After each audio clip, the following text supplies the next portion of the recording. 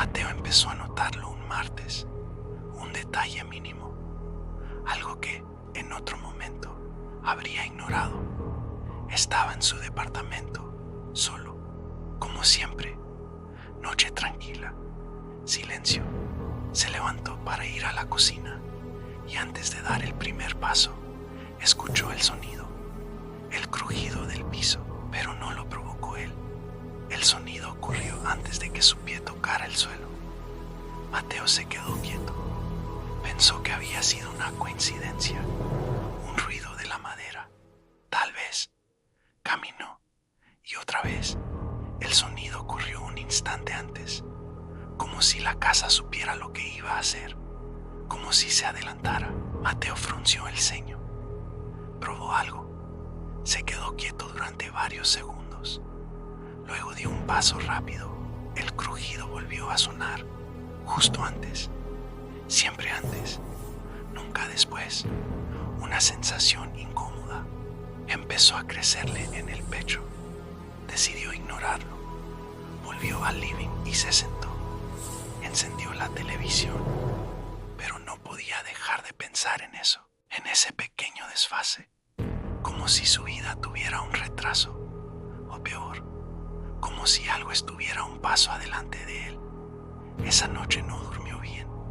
Se despertó varias veces, siempre con la misma sensación de que algo ya sabía que iba a despertarse.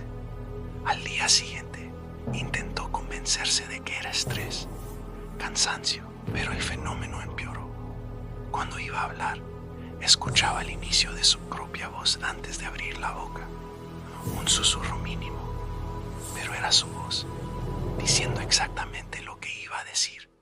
Mateo dejó de hablar. El corazón le empezó a latir más fuerte. Probó otra cosa. Pensó una frase.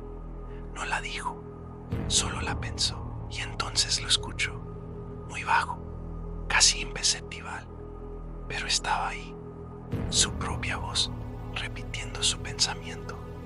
Antes de que lo terminara de pensar, Mateo se levantó de golpe. Ahora sí estaba asustado. No era la casa, no era el piso, era algo más, algo que no podía ver, algo que parecía vivir un segundo por delante. Pasó el resto del día en silencio, sin moverse demasiado, sin pensar demasiado, pero era imposible. Cada vez que intentaba hacer algo, eso ya había pasado. Primero en sonido, luego en su cabeza, después en la realidad. Esa noche decidió probar algo definitivo. Se paró frente al espejo del baño, respiró hondo y pensó, voy a levantar la mano derecha. Pero antes de hacerlo, en el reflejo, su mano ya estaba arriba. Mateo retrocedió de golpe.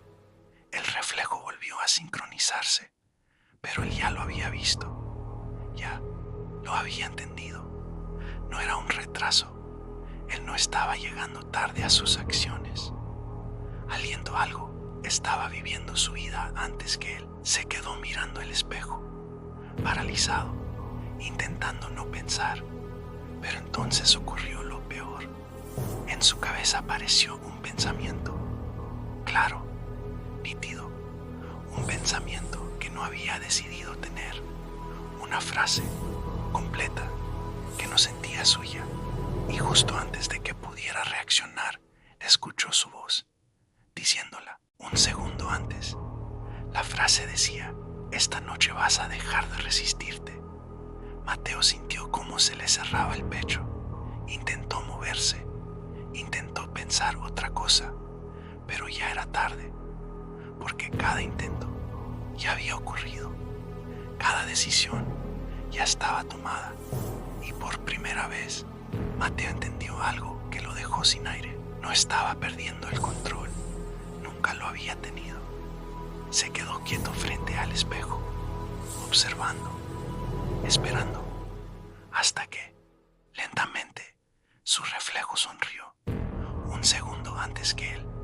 Hay cosas que parecen seguirnos, otras parecen anticiparse, pero lo más inquietante no es que algo te observe, sino que ya sepa exactamente lo que vas a hacer. Gracias por acompañarnos hasta aquí. Espero hayas disfrutado.